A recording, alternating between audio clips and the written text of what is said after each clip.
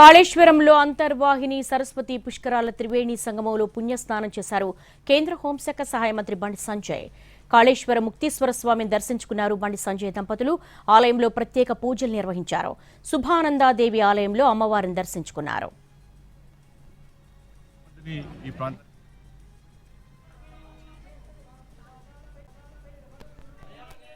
లక్షల మందికే వాళ్ళ పరిమితం చేసి వాళ్ళ ఈ పుష్కరాలను ఋతుమంత్రంగా ముగించే పద్ధతి చేయడం మంచి పద్ధతి కాదు.